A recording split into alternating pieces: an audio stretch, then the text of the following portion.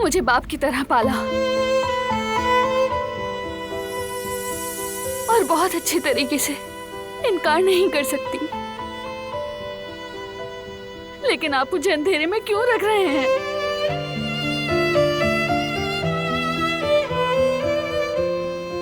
क्या मुझे सच्चाई जानने का हक नहीं? अपने खाली मासी के साथ कौन एक कदम भी आगे बढ़ सकता है? कौन नहीं चाहेगा कि अपनी जन्म देने वाली माँ को पहचाने? मुझसे यह हक मत छीने। और अगर वो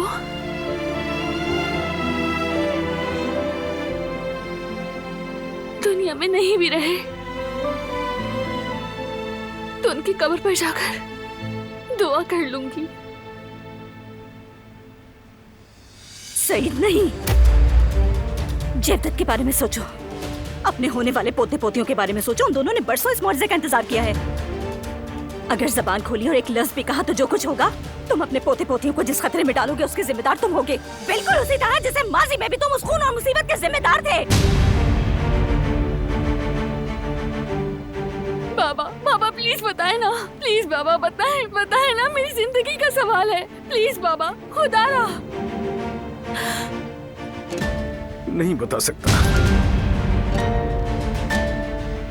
बिल्कुल नहीं। मिल गया ना जवाब तुम्हें। ना जानना ही सबके लिए बेहतर है और अब इसी पर सब्र करो। तुम्हें अल्लाह का वास्ता है इस घर से चली जाओ और हमें बख्श दो। ऐसा क्यों कर रहे हैं आप लोग? क्यों? तुम वजह जानना चाहती हो? क्या तुम चाहती हो कि खून रेज़ी फिर से शुरू हो? क्या तुम चाहती हो कि हम फिर से डर रह कीजिए? अब जाओ और दोबारा कभी मत आना।